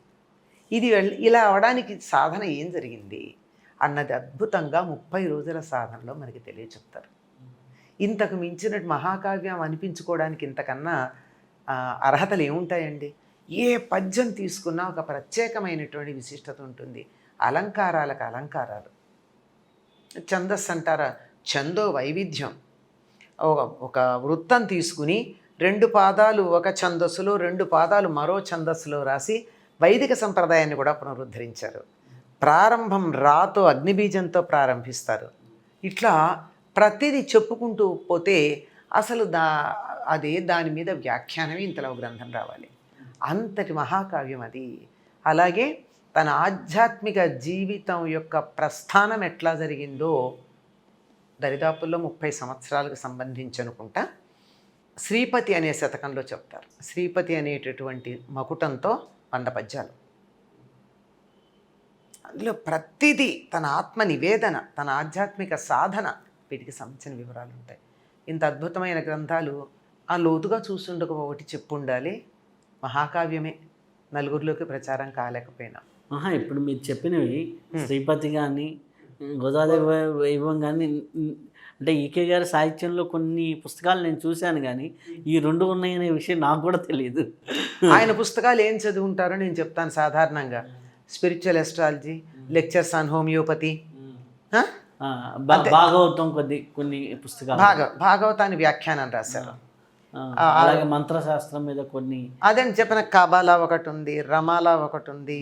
ఇలాంటివి పుట్టినరోజు ఇలాంటివి చూస్తారే కానీ సబ్జెక్టు పరమవన్నీ. ఇది పూర్తిగా సాహిత్యం ద్వారా సాధనని ఎలా చేయాలి. పుట్టి సాహిత్యం కాదు, సాహిత్యం మనకి సాధనకు ఎలా ఉపయోగపడుతుందని. కొంతమంది మహానుభావులు చిన్న చిన్న విషయాలు. నేను మొన్న రీసెంట్గా ఇది అరుణాచలం వెళ్ళినప్పుడు అక్కడ రమణ మహర్షి ఆశ్రమంలో ఒక ఆయన ఉన్నారు. ఆయన ఎవరో నాకు తెలియదు, హ్యాపీగా అక్కడ కూర్చొని ఉన్నారు. ఎవరికో చెబుతున్నారు. ఆ ఒక్క వర్డ్ నన్ను ఒక పూటల్లో ఆలోచింపజేసింది. ఏంటంటే, ఏం సాధన చేయాలని ఈయన ఏదో అడుగుతున్నాడు. ఆయన నీతో నువ్వు జీవిస్తున్నావా నాయనా అన్నాడు. నీతో నువ్వు జీవిస్తున్నావా అన్నాడు. హ్యాపీ మా ఫ్యామిలీ అని ఈయన ఏదో బెంగళూరులో సాఫ్ట్వేర్ ఇంజనీర్ అనేసి ఈయన ఏదో ఎక్స్ప్లెనేషన్ ఇస్తున్నాడు. ఆయన ఎన్ని ప్రశ్నలు అడిగినా నీతో నువ్వు జీవిస్తున్నావా అనేది అడుగుతున్నాడు. నాకు నీతో నువ్వు జీవిస్తున్నావా, హ్యాపీ అండి, నా వైఫ్ ఉంది, నాకు పిల్లలు ఉన్నారు, మా ఫ్యామిలీతో బాగా టైం స్పెండ్ చేస్తున్నానని ఆయన చెబుతున్నాడు. నీతో నువ్వు జీవిస్తున్నావా అంటాడు. అనగా అంటే అది చూడ్డానికి ఫన్నీగా ఉంది. ఆయన ఆయన కూడా పెద్దగా ఏమి లేదు, ఇట్లా ఉన్నాడు. ఆయన మళ్ళీ తర్వాత వెళ్తే ఆయన సాహిత్య పుస్తకాలు తీసుకొని అలాగే చూస్తూ ఉంటే అలాగే ఆయనలో అంత సాహిత్యం ఉందా, అంత ఉందా అనేది అర్థమవుతుంది అనమాట. సో ఆ సాహిత్య కోణంలోకి వెళ్ళిన వాళ్ళకే అది తెలుస్తుంది. కానీ అలా ఇప్పుడు మీ జీవిత లక్ష్యం ఏమిటి అంటే ఏం చెప్పారు మాస్టర్ ఈకే గారు? జీవించటం అన్న, అంతే కదా? అంతే. ఇందాక మీరు ఆ మాట అన్నప్పుడు నాకు ఇదే లోపల నుంచి. ఎంతమంది జీవిస్తున్నారండి? జీవించడంలా పోరాడుతున్నారు కాదు, జీవితంలో ఈడుస్తున్నారు, బతుకు ఈడుస్తున్నాం అంటున్నారు, బతుకు బండి లాగుతున్నాం అంటున్నారు, సాగిస్తున్నాం అంటారు, ఏదో నడుస్తోందండి అంటారు. అది కదా, అలా జీవితం పరిపూర్ణంగా ప్రతి క్షణం అనుభవిస్తూ ఇప్పుడు ఆధునికంగా కూడా చాలామంది ఇంగ్లీష్లో చాలా పుస్తకాలు రాస్తున్నారు. మనకి ఇట్లా బోలుడు అందుబాటులో ఉండడంతో వీటి విలువ మనకి తెలియట్లేదు. ఇందులో ఒక్క పాయింట్ తీసుకుని వాళ్ళ పుస్తకం రాసి పాపులర్ బుక్ ఎడిషన్స్ అయిపోతున్నాయి. పవర్ ఆఫ్ నవ్ అని ఒకటి ఉంది, కాటనో ఎవరైనా రాస్తారు ఇంగ్లీష్లో. అందులో నువ్వు ఈ క్షణంలో ఉన్నావా లేదా ఆలోచించు. అది ఇంగ్లీష్ పాపులర్, చాలా పాపులర్ బుక్. పాపులర్ బుక్స్ అన్నీ మనకున్నటువంటి సిద్ధాంతాల్లో 1000 సిద్ధాంతాల్లో ఒక్కటి తీసుకుని వాళ్ళు ప్రపంచవ్యాప్తంగా ప్రముఖులు అవుతున్నారు. మనకంత అతిపరిచయ తవజ్ఞాని మనకు అందుబాటులో ఉండేటప్పటికి వీటి విలువ తెలియట్లేదు. ఇంగ్లీష్లో పవర్ ఆఫ్ నౌట్ అండి చాలా బాగుందని తెచ్చేస్తాం. కానీ మనకి నువ్వు జీవించు, నీతో నువ్వు ఉండు అని చెప్పిన దాన్ని ఏదైతే ఉందో అది ఎక్కడ గుర్తుపెట్టుకుంటున్నావు? అది ఇంత ముందర అమ్మమ్మల దగ్గర నుంచి నాయనమ్మల దగ్గర నుంచి వచ్చిన ఆ యొక్క సాహిత్య విలువలు ఇప్పుడు ఈ జనరేషన్కి అయితే అందట్లేదండి. సాహిత్యమే కదా, సంప్రదాయమైనా, జీవించే పద్ధతైనా, ఎట్లా బతకాలో చెప్పేవాళ్ళు. ఇంట్లో జాయింట్ ఫ్యామిలీ ఉండేదేమో కానీ డిప్రెషన్ ఉండేది కనుక డిప్రెషన్సు, ఆత్మహత్యా ప్రయత్నాలు ఇలాంటివి ఉండవు. ఆనందంగా ఉండేవాళ్ళు. ఏదో చిన్న చిన్న సమస్యలు రాకుండా ఉంటాయా? ఎన్ని కబుర్లు చెప్పినానండి, మనకేదన్నా ఒక అపజయం రాగానే ఒక క్షణమన్నా చివుక్కుమంటుందా లేదా ప్రాణం? ఇంతంత సాధన చేసిన వాళ్ళకే తప్పదు అది. అట్లనే మామూలు వాళ్ళకి ఎందుకు ఉండదు? అలా ఉంటే అది ఎక్కువ అయిపోకుండా ఉండడానికి ఏదో చెప్పేవాళ్ళు ఇంట్లో, మరుక్షణంలో మర్చిపోయేవాళ్ళు. ఇప్పుడు అది లేదు, ఇప్పుడు ఆ వ్యవస్థే లేదు. ఇప్పుడు ఏంటంటే మనిషికి మనిషి తోడు, ఒకటికి ఒక ప్రాబ్లం వస్తే నేనున్నాను సర్దడానికి అని ఇది కుటుంబ వ్యవస్థలోనే కనుమరుగైపోయింది. అన్నదమ్ముల మధ్య, ఫ్యామిలీల మధ్య వాడు ఇండిపెండెంట్. ఆ ఇండిపెండెంట్లో ఎవరికైనా యజమానికో లేకపోతే ఆ కుటుంబంలో మేజర్ పార్ట్ చేస్తున్న వ్యక్తికో ఏదైనా చిన్న ఇబ్బంది కలిగితే ఆ కుటుంబం అంతా ఇదవటమే, ఇట్లా అయిపోతుంది. ఇంకొకటి, ఇంత ముందర జీవన విధానంలో 100 రూపాయలు ఉంటే 20 రూపాయలతో జీవించేవాళ్ళు. ఇప్పుడు 20 రూపాయలు ఉంటే 100 రూపాయలు ఈఎంఐలు చేసి జీవిస్తున్నారు. అది కూడా అన్నమాట అగ్రెసివ్ మార్కెటింగ్ అంటారు ఎకనామిక్స్లో.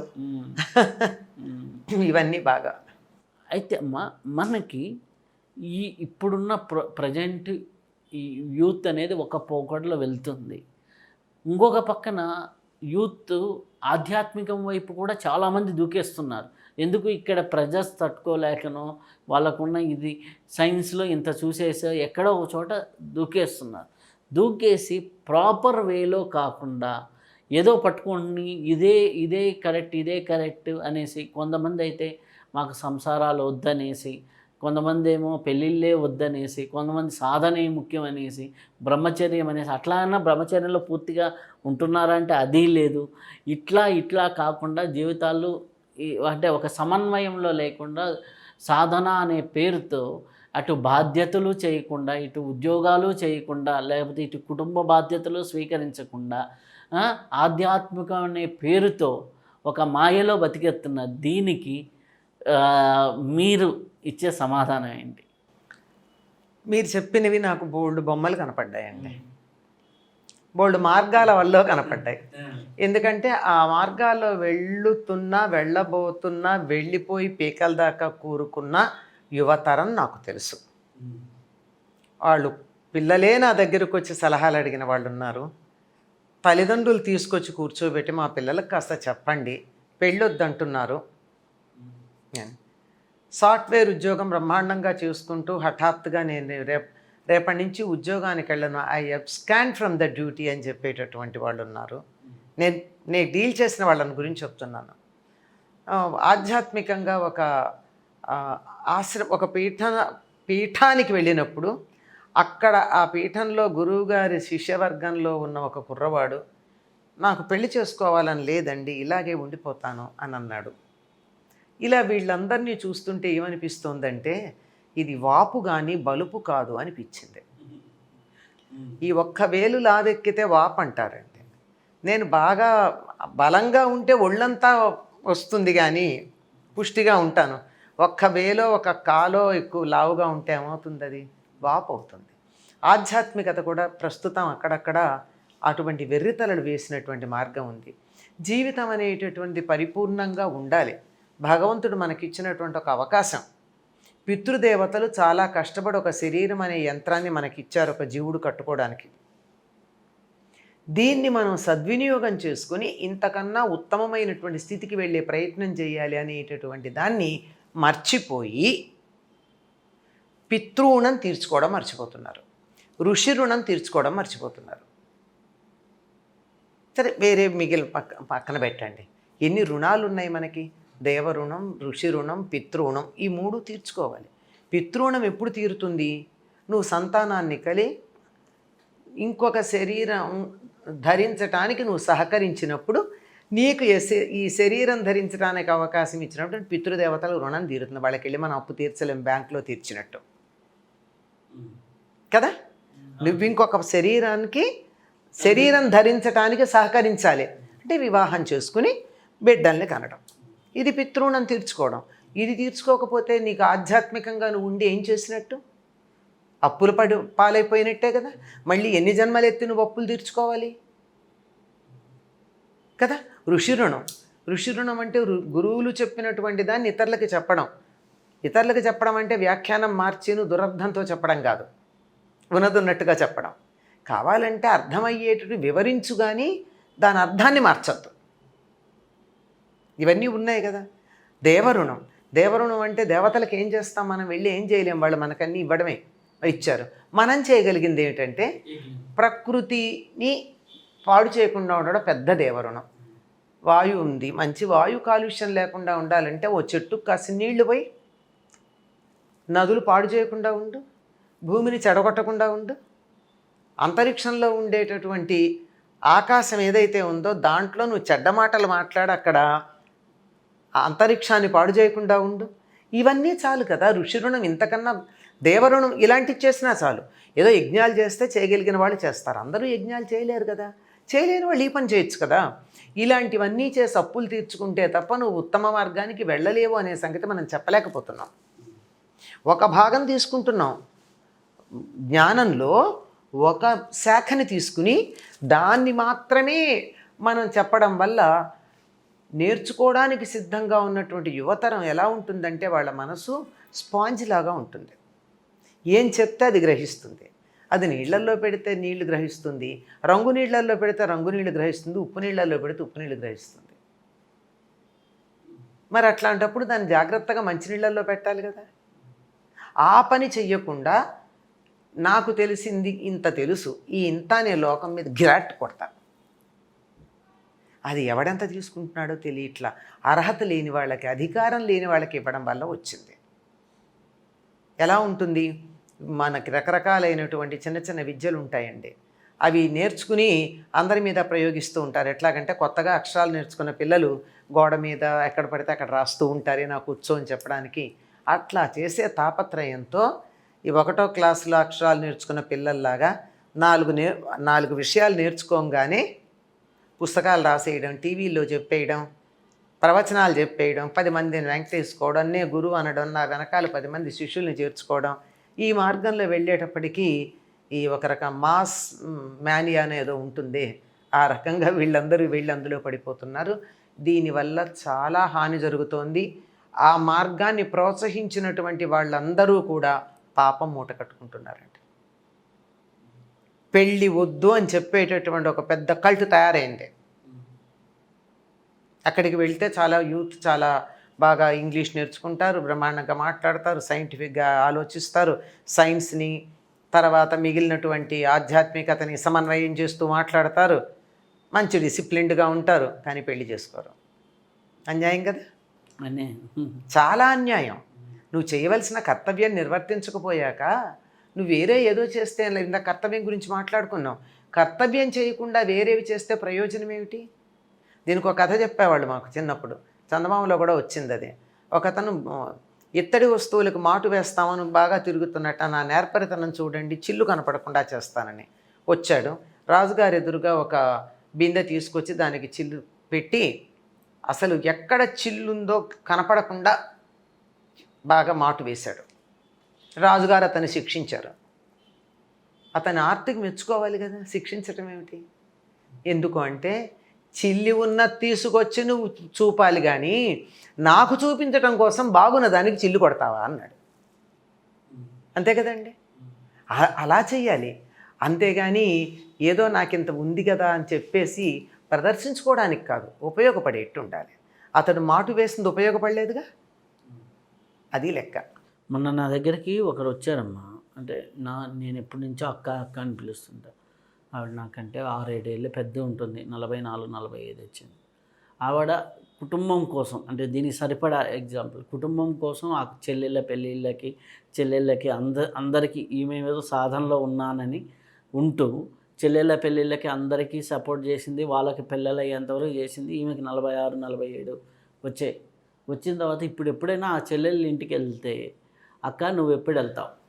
అంతే కదా, 4 రోజులు ఉంచుకుంటారు, వారం రోజులు ఉంచుకుంటారు, వాళ్ళ కుటుంబాలు, వాళ్ళ భర్తలు, వాళ్ళ ఇది అంటే వచ్చేసి నేను తప్పు చేశానా, మొన్న నా దగ్గరకు వచ్చి నేను తప్పు చేశానా, ఇప్పుడు 50 దాకా వస్తుంది, ఇప్పుడు నాతో మాట్లాడే దిక్కు లేరు అంది.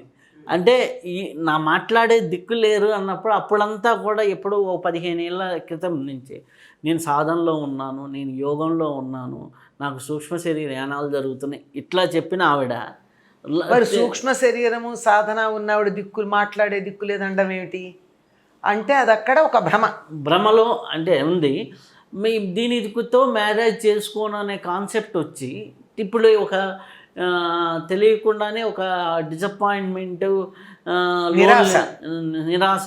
ఆమెకి ఏదో ఇన్కమ్ వస్తుంది, బతకడానికి ఉంది, హ్యాపీగా రూమ్లో ఉంటుంది, ఏదో ఒక వృద్ధాప్యంలాగా అయిపోయిందనమాట. అప్పుడే 50 ఏళ్ళకే వృద్ధాప్యం వచ్చేసింది.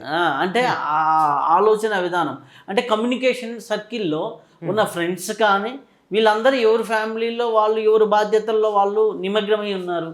అంతవరకు ముందర లాస్ట్ 5 years బ్యాక్ వరకు అందరు కలిసే వాళ్ళు, ఎక్కడో చోట ఈవిడి మీద ఆధారపడేవాళ్ళు. ఇప్పుడు ఆధారం లేదు, ఈమెకి సంపద తగ్గింది, అప్పుడు ఆటోమేటిక్గా ఏమైంది అదనమాట. అసలుకి ఇట్లాంటి సిచ్యువేషన్స్ నేను అనమాట చాలా ఉన్నాయండి. తల్లిదండ్రుల కోసం త్యాగం చేసిన పిల్లలు, ఆ తల్లిదండ్రులను ఏమనాలో నాకు అర్థం కాదు. వాళ్ళు బాగానే ఉంటారు, పిల్లల పెళ్ళిళ్ళు మాత్రం చెడగొడుతూ ఉంటారు. ఇక్కడ కాదు, దీంట్లో ప్యూర్లీ ఈవిడ నా సాధన అనుకుని ఆధ్యాత్మిక మార్గంలో ఉన్నానని. ఆధ్యాత్మిక మార్గంలో ఉన్నవాళ్ళు ఎప్పుడు పెళ్ళి కాదనరండి. పెళ్ళి కాదన్నారు అంటే పారిపోయారని అర్థం, పిరికితనం అని అర్థం. నువ్వు ఇంకొకళ్ళతో సర్దుకుపోయే గుణం నీకు లేదు, జీవితాన్ని పంచుకోవడం చేత కాదు, నువ్వు ఒంటరిగా అనుభవించాలని అనుకున్నావు. ఒంటరిగా అనుభవించిన వాళ్ళకి ఎప్పుడు కూడా అవసరమైనప్పుడు తోడు దొరకదు. ఈ మధ్య ఉగ్రదేవతా సాధనలు ఎక్కువైపోయినాయి. అవునండి, లేస్తే ప్రతి ఒక్కరూ వారాహి అంటాం, ప్రత్యంగిర అంటాం, కొన్ని పేర్లు మనకు తెలియని మాట్లాడేస్తూ ఉంటారు. అది తీసుకొచ్చి చిన్న చిన్న ఇళ్ళల్లో కూడా చొప్పించి ఆ పూజలు చేసుకుంటే గ్రేట్. ఇప్పుడు చాలామంది ఉంటారు లలితా సహస్రనామం. మొన్న ఒక ఆవిడ వచ్చింది, నేను 10 ఏళ్ళ నుంచి లలిత చేస్తున్నానండి, అది పక్కన పెట్టేసి ఇప్పుడు వారాహి పట్టుకున్నానండి, లేకపోతే ప్రత్యంగిర పట్టుకున్నా. ఈ ఈ ఈ ప్యాషన్ ఏంటి అసలుకి? ఇదేంటి అసలుకి? సాత్వికంగా ఉండేవాళ్ళు ఇంత ఉగ్రంగా మారిపోతున్నారు అనే ఒక బాధ నాలో ఉందమ్మా. దీనికి మీ నాకు కూడా చాలా ఉందండి, చాలా ఉంది. ఆ. నన్ను చాలా మంది అడుగుతారు, వారాహి నవరాత్రులు చేస్తున్నావా? చెయ్యట్లే. అదేమిటి చేయట్లేదా? అదేదో నేను చాలా తప్పు చేసినట్టు, ఎవరినో హత్య చేసినంత తప్పు చేసినట్టుగా వారాహి నవరాత్రులు చేయట్లేదా? శ్యామలా నవరాత్రులు చేయట్లేదా? నేను ఎందుకు ప్రత్యేకంగా ఎందుకు చేస్తాను? శరన్నవరాత్రులు చేస్తున్నప్పుడు అందులో వారాహి దేవత ఉంది, శ్యామల ఉన్నది. శ్యామల అమ్మవారి యొక్క మంత్రిని, వారాహి ఏమో ఆవిడ యొక్క సేనా నాయకురాలు. నేను అమ్మవారినే ప్రార్థిస్తున్నప్పుడు వాళ్ళు కూడా అక్కడ ఉంటారు. ఆవిడ మీద 4 పూలు వేస్తుంటే ఒక పువ్వు ఈవిడి మీద, ఒక పువ్వు ఆవిడ మీద కూడా పడుతుంది. ఇంకా సమస్య ఉంది? అవసరం ఏం లేదు. నేను అసలైన ప్రెసిడెంట్ ఆఫ్ ఇండియా పట్టుకున్నాను నేను, నాకు త్రివిధ దళాధిపతులు ఎందుకు, మరొకళ్ళు ఎందుకు అని చెప్పాను నేను, అంతే. కానీ ఇది అవసరమా అంటే అదొక రకమైన ఫ్యాషన్ అయిపోయిందండి. నిజం చెప్పాలంటే దీని వెనకాల ఒక రకమైన కుట్ర ఉందేమోనని నాకు చిన్న అనుమానం. మనని ఆధ్యాత్మిక మార్గం నుంచి పక్కకి తప్పించటానికి ఈ రకమైనటువంటి దానిని ప్రోత్సహించారా అంటే, ఇప్పుడు నేనే నలుగురిని ప్రోత్సహించి ఉండొచ్చు, నేను నా ప్రమేయంతో నేను చేయకపోవచ్చు, కానీ నా మీద ఈ సనాతన ధర్మాన్ని పాడు చేయాలనేటటువంటి ఆలోచన ఉన్నవాళ్ళు నన్ను ప్రభావితం చేసి నాకు తెలియకుండా నేనే వీటిని ప్రచారం చేస్తున్నారా అన్న విషయం మనకి అర్థమవుతూ ఉంటుంది. మాస్టర్ గారి మందర్జాలం లాంటి పుస్తకాలు చదివితే ఇలాంటి ప్రణాళికలు ఎట్లా ఉంటాయో మనకి బాగా అర్థమవుతుంది. అసలుకి వీళ్ళు చాలా బాధేస్తుందండి.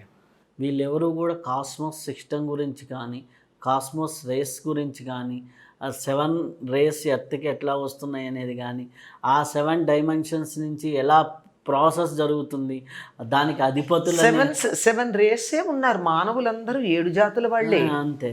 7 గురువుల మార్గంలో వెళ్ళి 7 మార్గాల్లో పైకి వెళ్ళవలసిన వాళ్ళే. ఈ 7కి పక్కకి వెళ్ళిపోయి పతనం అయిపోయే వాళ్ళే వీళ్ళందరూ.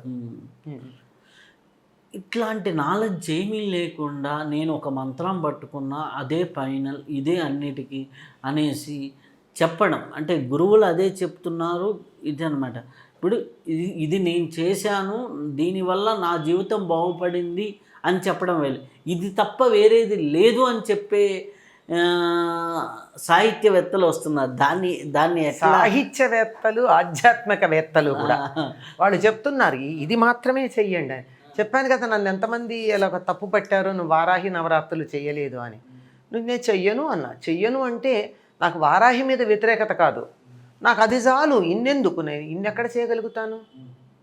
నేను ఇంట్లో టీవీను చూసి థియేటర్కి వెళ్ళి సినిమాను చూడలేను కదా, ఏదో ఒకటే చేయగలుగుతా. ఇది చేస్తాను, అది చేయలేకపోతున్నాను అంతే, నా వల్ల కాదు అని అంతవరకే చెప్పి తప్పుకోవడం జరిగింది. కానీ అది చాలా ఉధృతంగా చేసి దానివల్ల తీవ్రమైన పరిణామాలు కూడా అనుభవించిన వాళ్ళు ఉన్నారు. అయినా వాళ్ళు ఎక్కడా కూడా దాని గురించి బాధపడలేదు. ఆ పరిణామాలకు కూడా అలా చేస్తూనే ఉన్నారు. వారాహి, బగళాముఖి ఇలాంటివన్నీ వింటూనే ఉన్నాం. కొంతమంది మరి దాన్ని ప్రత్యంగిరా చేసినటువంటి వారి జీవితాలు ఎట్లా ఉన్నాయో మనం చూస్తున్నాం. ఏది చేసిన వాళ్ళ వాళ్ళకి ఏమైనా డబ్బు వస్తే రావచ్చు, పేరు ప్రఖ్యాతులు వస్తే రావచ్చు, వ్యక్తిగత జీవితాలు, ఆనందాలు ఎట్లా ఉన్నాయనేవి గమనించినట్టయితే, వామాచారం చేసే వాళ్ళకు కూడా వ్యక్తిగత జీవితాలు ఎట్లా ఉన్నాయి అని మనం ఆలోచించినట్టయితే, గమనించినట్టయితే ఆ జోలికి వెళ్ళాం. కానీ ఒకసారి మొదలుపెట్టాక ఆపలేరు, అది వచ్చిన ప్రాబ్లం. ఆపడానికి వీలు కాదు, ఆపితే వాళ్ళు తట్టుకోలేరు. ఎందుకంటే వాటి ప్రభావం వీళ్ళ మీద ఎంత ఉంటుందంటే, వీళ్ళు ఆపితే వీళ్ళని మింగేస్తాయి అవి, అంచేత కొనసాగిస్తారు. అటువంటి వాటి జోలికి వెళ్లకుండా ఉండడం అంత ఉత్తమం మరొకటి లేదండి. వీటిని ఎలా చేయాలి అంటే, వీలైనంత వరకు చెప్తూనే ఉంటాం మేము. వారాహి అంటే అమ్మవారి గురించి, వారాహి యొక్క స్తుతి చేసి ఇంత బాగుంటుంది, వీళ్ళ వార్తాళి అంటారు. వ్యవసాయం కావాలంటే వీడికి నమస్కారం చేసుకుంటారు. ఇంతకన్నా ఏం చెప్తాం? ఇలా పూజలు ఇవన్నీ చేయమని ఎక్కడ చెప్పడం లేదే. ఇప్పుడు మొన్న అరుణాచలంలో కూడా గిరి ప్రదక్షిణలో వారాహి విగ్రహాలు వచ్చేసినాయి. అసలు గిరి ప్రదక్షిణలో పెట్టారు. నేను షాక్ అనమాట. అవునా? అలాగే నేను ఇంకా కొన్ని పెట్టలేదు, సంతోషించండి. ఇప్పుడు సాధన చాలా సులభంగా మన యోగులు ఇచ్చారు. సులభ యోగ పద్ధతుల నుంచి ఈ కఠినం కాకుండా సులభంగా యోగమయ జీవితంలో ఉండాలి అంటే ఫైనల్గా మీరేం చెబుతారు? అమ్మవారి నామాల్లో లలితారహస్యనామ సహస్రంలో ఒకటి ఉందండి, సుఖారాధ్య శుభకరి అని. సుఖారాధ్య, సుఖంగా ఆరాధించదగింది.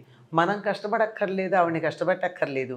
ఆవిడ మీద కిలోలు కిలోలు కుంకుమ పోస్తే ఆవిడ కళ్ళు మండిపోవా పాపం. కుంకుమ ఎంత కావాలో అంత పొయ్యాలి కానీ కిలోలు పోస్తామా అండి?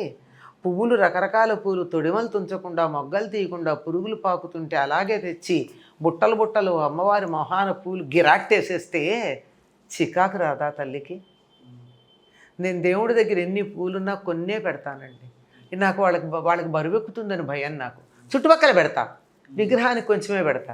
కుంకుమ కూడా అంత మాత్రం, అంటే ఎక్కువ వేయడాన్ని కక్కుర్తి అంటారేమో, నీ మునిగిపోయేటంత వేస్తే ఎట్లాగండి?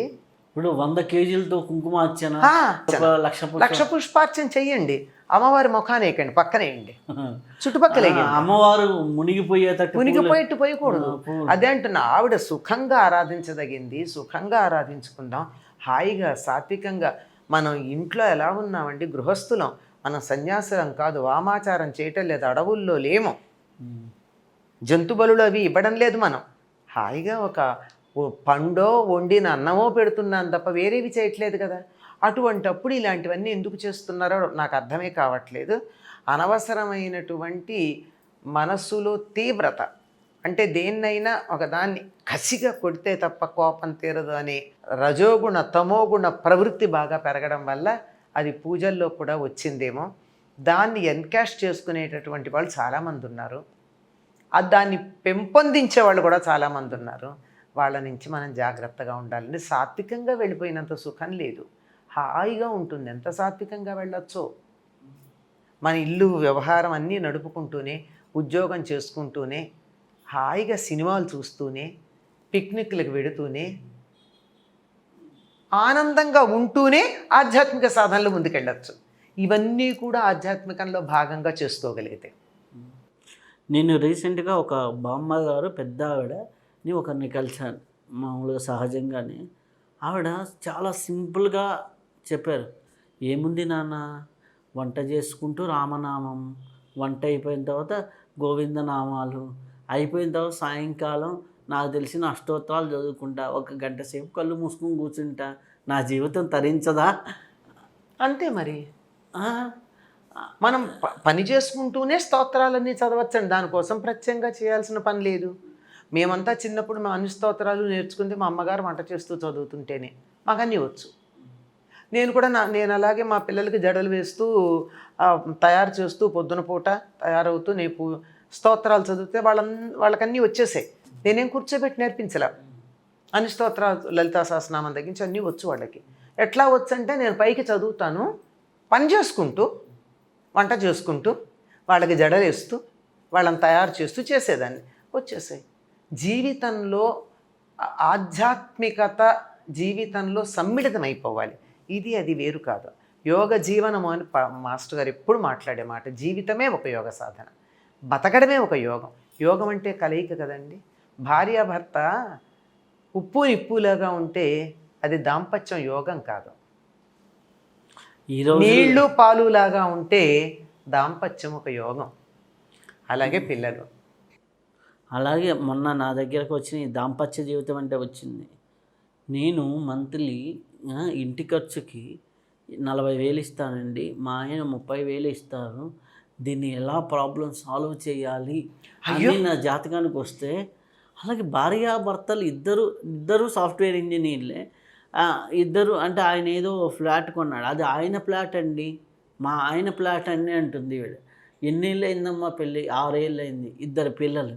వాళ్ళ పిల్లలకి ఏం నేర్పిస్తున్నారో నాకైతే అర్థం కాలేదు. ఇలాంటి కల్చర్ ఉన్న భార్యాభర్తలకి మీరేం చెబుతారు? అంటే నాకు ఇక్కడ నన్ను ఒకళ్ళు అడిగారు, ఏదో మాట అడిగితే నాకు తెలియదండి, డబ్బు గురించే, నా అకౌంట్లో ఎంత ఉందో నాకు ఐడియా లేదన్న. అదేంటన్నా, మై హస్బెండ్ మెయింటైన్స్ ఇట్ అన్నా. అదేమిటి మీ ప్రత్యేకంగా అకౌంట్ లేదా అన్న.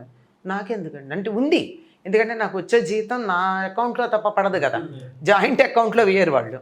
అని చేత ఉంది, కానీ అంత ఉందో నాకేం సంబంధం లేదు. He will do it when he is there to do my work. Why should I trouble myself? నేను సుఖపడిపోతానన్న. మీరు ఉద్యోగం చేస్తూ ఇట్లా ఉంటారా అని ఒక ప్రముఖ ఆధ్యాత్మికవేత్త అడిగారండి నన్ను. నాది మా ఆవిడది వేరే వేరే అకౌంట్లు. తనది నేను చూడను, నాది తను చూడను. నేను ఎవరిది చూడనండి, రెండు తనే చూస్తారని చెప్పాను. ఇది అంటే అక్కడ ప్రతి చిన్నదానికి నువ్వు నేను అనుకున్నప్పుడు ఇద్దరే కలిసి ఉండలేకపోతే ప్రపంచంలో అందరం ఒకటిగా ఎలా ఉంటామండి? కుటుంబ సభ్యులే మనము అన్న ఫీలింగ్ లేకుండా నువ్వు నేను అని ఉన్నట్టయితే జాతీయ సమైక్యత, వసుధైవ కుటుంబకం ఇట్లాంటి మాటలన్నీ ఎక్కడొస్తాయి? ఇవన్నీ చాలా ఏమంటారు, ఇండివిజువాలిటీ, వ్యక్తిత్వాన్ని నిలబెట్టుకోవడం, ఇలాంటి అక్కర్లేనివన్నీ సమాజంలో బాగా వచ్చి కుటుంబ వ్యవస్థని సర్వనాశనం చేస్తున్నాయి. ఇది ఉప్పు నిప్పుని ఇందాక చెప్పాను, ఉప్పు నిప్పులా ఉన్న దాంపత్యం పాలు నీళ్ళల్లా కలిసిపోతే పిల్లలు అందులో పంచదారలాగాను బోర్నవిటా లాగాను కలుస్తారు అందులో వచ్చి, లేకపోతే వాళ్ళు వేరే అవుతారు. అంటే వీళ్ళే ఇలా ఉంటే వీళ్ళ పిల్లలు ఎలా పెరుగుతారు, వాళ్ళు రేపు సమాజానికి ఎట్లా అవుతారు అనేది అర్థం కాల నాకు కొంతసేపు. అంటే ఇక్కడ ఏదో ఫీజు తీసుకుంటే జాతకం చెబుతున్నాం, కానీ ఒక్కోసారి అంటే ఇవి మీలాంటి వారిని మాత్రమే ప్రశ్నించగలను, మామూలుగా వేరే వాళ్ళు ఏం చెప్తామండి. చాలా ఇప్పుడు ఎలా ఉందంటే భార్యాభర్తలు ఇద్దరిది చెరో అకౌంట్ ఉన్నంతకాలం అది కుటుంబం ఐకమత్యంలో ఉన్నట్టు కాదండి. అకౌంట్లు ఉన్నా ఖర్చు పెట్టే దగ్గర ఇద్దరు అదే ఒకరిదొకరికి ఇప్పుడు అకౌంట్ తప్ప వేరే తీసుకోక తప్పదు, ఉద్యోగాలు ఏదో కారణంగా. అంత మాత్రాన నీది నాది అన్న ఫీలింగ్ ఉండడానికి వీల్లేదు. అయితే దానికి ఇద్దరిలోనూ ఉండాలండి. సాధారణంగా ఏం జరుగుతుందంటే ఆడవాళ్ళ జీతం కూడా వాళ్ళు ఖర్చు నా సొంతం అన్నట్టు వాడతారు, ఆడవాళ్ళు ఖర్చు పెట్టుకోవడానికి ఇవ్వడానికి సందేహిస్తారు. ఇంకా అటువంటి మేల్చావనిజం ఉంది. అందువల్ల ఇటువంటి ఇబ్బందులు వస్తున్నాయి. అక్కడ మొదట సర్దుబాటు రావాల్సింది మగవాళ్ళల్లోనే. తప్పదు, నేను మీ కోపం తెచ్చుకోవడానికి సత్యం అండి. సత్యం సత్యమే. ఎక్కడున్నా ఇద్దరు అంటే ఆ ఎడ్యుకేషన్ ఈరోజు స్కూల్ వ్యవస్థలోనూ కాలేజీ వ్యవస్థలోనూ తగ్గిపోయింది అనేది. అసలు ఇంట్లో ఉంటే స్కూల్ మాట తర్వాత చెప్దాం, ఇంట్లో ఉందా? ఇంట్లో ఆలోచిస్తున్నారండి? మనము అన్న ఫీలింగ్ ఉందా? లేదు కదా. ఎవరి గదుల్లో వాళ్ళు, వేరే వేరే గదులందరూ వచ్చి 24 గంటలు పరిచి ఉంచే మంచాలు బెడ్రూమ్లు వచ్చిన తర్వాత కుటుంబంలో ఐకమత్యం పోయింది. ఎవరి ప్రతి రూమ్లోనూ కాస్త డబ్బు ఉంటే ఒకప్పుడు ఇది పెట్టేవాళ్ళు, ఇది టీవీ పెట్టేవాళ్ళు. ఇప్పుడు సెల్ ఫోన్ ఉండక్కర్లేదు, ఎవరిది వాళ్ళే కదా. కనీసం కలిసి ఒక టీవీ ప్రోగ్రాం చూసేటటువంటి సంస్కృతి కూడా లేకపోయింది కుటుంబాల్లో, అంతే కదండి. ఒక్కటే చెప్తాను నేను, 2 పనులు చెయ్యండి రోజు. ఒక్కటి గుర్తుపెట్టుకొని కుటుంబం బాగుండాలంటే, ఉదయమో సాయంత్రమో ఏదో ఒకటి వీలుని బట్టి అందరూ కలిసి భోజనం చేయడం, అదొక్కటి కలిసి తినాలి. అందరూ ఒకేసారి కూర్చోవాలి. అప్పుడు ఒకళ్ళ రుచులు అభిరుచులు ఒకళ్ళకి తెలుస్తాయి. నీకు ఇది ఇష్టం కదా, ఇంకొంచెం వేసుకో అన్నారనుకోండి, ప్రేమ పెరిగిందా లేదా? అక్కడ టేబుల్ మీద పెట్టి నీ ఇష్టం పెట్టుకు తిను అంటే ఇష్టమో కష్టమో తెలియదు. వీలైనంత వరకు ఆ భోజనాల దగ్గర వంటల పేర్లు, చుట్టరికాల పేర్లు తెలుగులో పెట్టుకోండి, అది బాగుంది. చాలా ఈ 2 పాటిస్తే కుటుంబ వ్యవస్థ చాలా వరకు బాగుపడుతుంది. నాకు తెలిసి ఈ 2 దొరకట్లా మనకి. రైస్ పెట్టంటాడు, బియ్యం తీసుకెళ్ళేయండి. బాయిల్డ్ రైస్, ఉప్పుడు బియ్యం వేయండి. అన్నం అని అడగమనండి. అన్నం మనం తినేది ఏదైనా అన్నం పెట్టమని అడగలేరా? అన్నపూర్ణి సదాపూర్ణి, అదే కదా. అన్నం అనే పదమే తెలియటలేదు ఎవరికి. రైస్ తప్ప అన్నం అన్న పదం. వైట్ రైస్ ఏంటి? వైట్ రైస్ ఏంటి? వైట్ రైస్ అంటే బ్రౌన్ రైసు, వైట్ రైసు బయట ఉన్నబ్బా. అన్నం ఉట్టి ఏది ఇప్పుడు వేరే కల్చర్స్ వచ్చాయి కదా, అన్నాలు కూడా రకరకాల రంగుల అన్నాలు వచ్చాయి. మనం కలుపుకోవడం లేదు, వాళ్ళు కలిపిస్తున్నారు. అదేం చేతకాకపోవడమో తెలియదు, మరి కలుపుకోవడం రాదనుకుంటా మనకి, అన్నీ కలిపిస్తున్నారు. అలాంటిది కాకుండా భోజనం దగ్గర కూర్చుని బీరకాయ కూర వేయి, అరటికాయ కూర వేయి, వంకాయ కూర, అనే పదాలు నేర్పండి. అమ్మ, నాన్న, అక్క, చెల్లి, మామ, అత్త అన్న పదాలు వాడండి. వాటిల్లో ఉన్న ప్రేమ మమ్మీ అంటే వచ్చిందా? మమ్మీ అంటే నా కళ్ళ ముందు ఇంకోటి కనపడుతుంది. ఏ దేశం వాళ్ళు మమ్మీ అని పిలవరు, మనం తప్ప. అమ్మ అని పిలవండి, అమృతంలాగా ఉంటుంది. అలాంటి పిలుపులు ఒకటి తెలుగులో పెట్టుకుని భోజనాల దగ్గర ఒక్కసారి భోంచేయడు. వీలైతే పొద్దున, లేకపోతే సాయంకాలం. ఎందుకంటే పిల్లలు పొద్దున 7 8 వెళ్ళిపోతారు, స్కూళ్ళకి త్వరగా వెళ్ళాలి కదా. సాయంకాలం దానివల్ల ఎన్ని రకాల మార్పులు వస్తాయి? అందరూ ఎదురు చూస్తారని వీధుల్లో తిరగడం మాని త్వరగా ఇంటికి వస్తారు, క్షేమంగా వస్తారు.